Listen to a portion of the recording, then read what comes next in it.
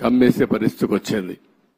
ముందు ఒక మాట చెప్పాను, ఒక టెండర్ పిలిచి రాజధాని మొత్తం ఈ తుమ్మ చెట్లన్నీ తీయండి, కనీసం ఒక క్లారిటీ వస్తుంది, ఒక విజిబిలిటీ వస్తుంది.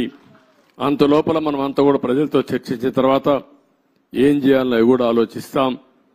ఒక దుర్మార్గమైన వ్యక్తి చేసే విధ్వంసానికి అమరావతి బలైపోయింది, రాష్ట్రానికి తీవ్రమైన నష్టం జరిగింది. ఆ విషయమే ప్రజలకు చెప్తూ మీరందరూ కూడా ఒక్కొక్కసారి రాగద్వేషాలకు అతీతంగా ఇప్పటికి కూడా 11 సీట్లే వీళ్ళు గెలిచారు, కొంతమంది ఓట్లేశారు. ఓట్లేసిన వ్యక్తులు కూడా మీరు ఒక్కసారి ఆలోచించుకోండి. ఇలాంటి వ్యక్తికి ఓటేయడం భావ్యమా? అలాంటి వ్యక్తులు రాజకీయాలకు అర్హులా? ఇలాంటి వాళ్ళని మనం సహకరిస్తామా? ఒకవేళ ఇలాంటి వ్యక్తులు కానీ రాష్ట్రంలో కానీ రాజకీయాల్లో ఉంటే భవిష్యత్ ఏమవుతుంది అనే విషయం కూడా ప్రజలందరూ అర్థం చేసుకోవాల్సిన అవసరం ఉంది. ఇది మనందరి భవిష్యత్తు, మన పిల్లల భవిష్యత్తు. కాబట్టి మనం అందరం కూడా ఎక్కడికక్కడ కొంతమంది అనుకుంటారు మాకేం సంబంధం అమరావతి అని, మాకేం సంబంధం పోలవరం అని, అభివృద్ధి అంటే అదేంటని. అట్లా కాకుండా అభివృద్ధి జరిగితే మీ జీవితాలు బాగుపడతాయి. ఈరోజు ఏ గవర్నమెంట్ అయినా సరే ప్రభుత్వ విధానాల ద్వారా ప్రజా జీవితాలను మారుస్తుంది. అటు కేంద్ర ప్రభుత్వంలో ఉండే నరేంద్ర మోడీ గారు కానీ, వివిధ రాష్ట్రాల్లో ఉండే రాష్ట్ర ముఖ్యమంత్రులు కానీ, ఇక్కడ ప్రభుత్వం కానీ మీ జీవితాల్లో వెసులుబాటు తీసుకురావడం, మీ జీవితాల్ని బాగు చేయడం, ఒక పక్క సంక్షేమ కార్యక్రమాలు చేస్తూనే ఇంకొక పక్క అభివృద్ధి కార్యక్రమాలు చేస్తూ తాత్కాలికంగా మీకు వెసులుబాటు ఇవ్వడమే కాకుండా దీర్ఘకాలంలో మీ జీవితాలకు వెలుగొచ్చే విధంగా చేయాల్సిన బాధ్యత ప్రభుత్వాలపైన ఉంది.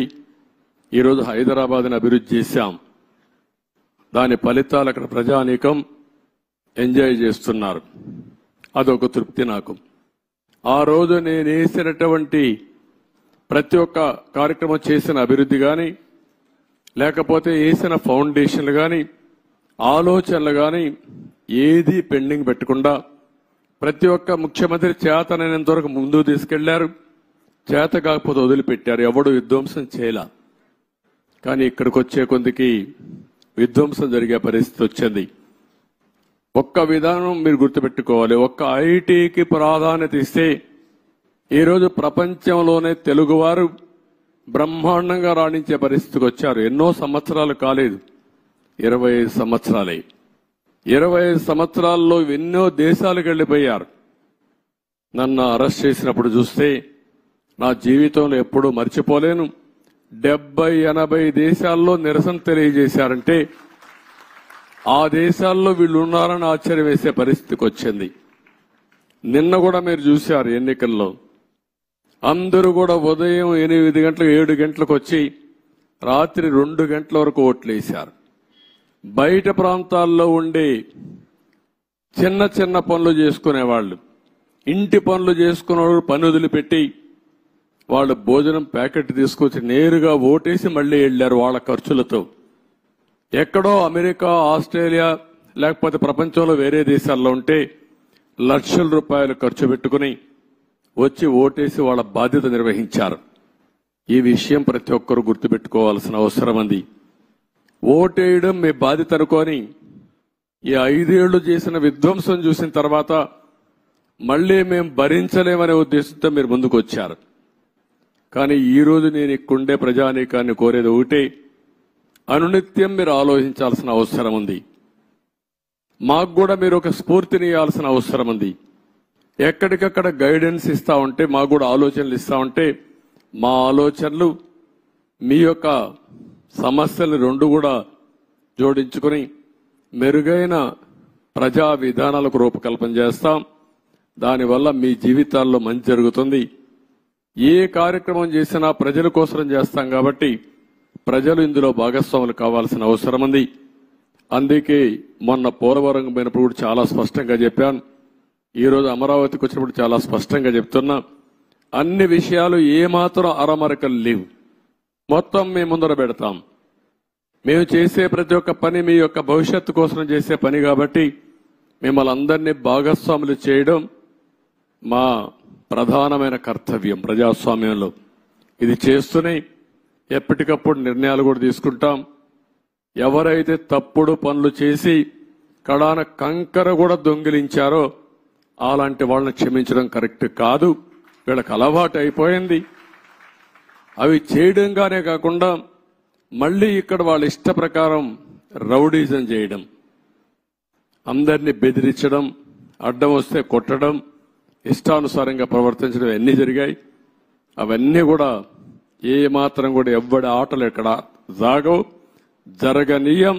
అవసరమైతే నిర్మోహమాటంగా అణిచివేస్తాం తప్ప ఇష్టానుసారంగా మేమేం చేసినా జరుగుతుంది.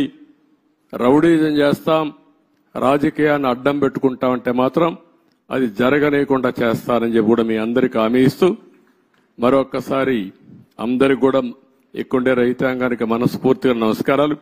మిగిలిన అన్ని విషయాలు మాట్లాడతాను. మీకేదైనా క్వశ్చన్స్ ఉంటే 1 or 2 media.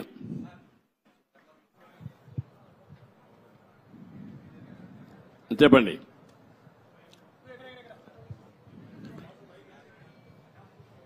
Mic hello sir, 1 minute mic.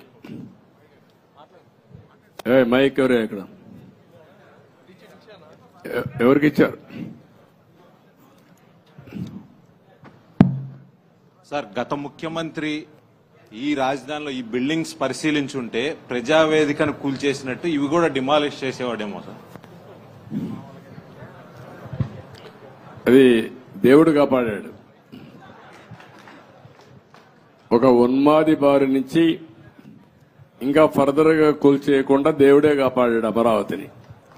అందుకే నేను చెప్పాను, కొన్ని 16,000 గ్రామాల్లో పూజలు చేసి పవిత్రమైన మట్టిని, పవిత్రమైన జలాలను తీసుకొచ్చారు ఇక్కడికి.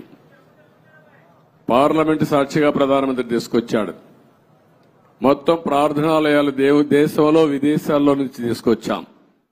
పవిత్రమైన వ్యక్తులు పుట్టిన జన్మస్థలం నుంచి కూడా, అంటే స్ఫూర్తిదాయకంగా ఫ్రీడమ్ ఫైటర్స్ అన్ని వాళ్లే కాపాడారు. కాబట్టి మీరు కూడా కష్టపడ్డారు, రైతులు పోరాడారు, దేవుళ్ళు సహకరించారు. సార్, 5 సంవత్సరాల నుంచి ఏదైతే నిర్లక్ష్యానికి వదిలేశారో ఈ దాదాపు 80-90% కంప్లీట్ అయింది. అది ఎక్కడ కూడా చెక్కు చెదరలా, యాజ్ ఇట్ ఈస్ గా ఉంది. అంటే మన నిర్మాణం కానీ అంతా కూడా బాగానే ఉంది. అన్ని పూర్తి చేయడానికి దాని టైం బాండ్ పెట్టుకుంటారా? ఒక 3 years కానీ అలా పెట్టుకుని దానికి మీ సజెషన్ ఏంటి చెప్పండి. మిమ్మల్ని కూడా సజెషన్ సార్, అందరినీ సజెషన్ అడుగుతున్నాం. దాన్ని మీరు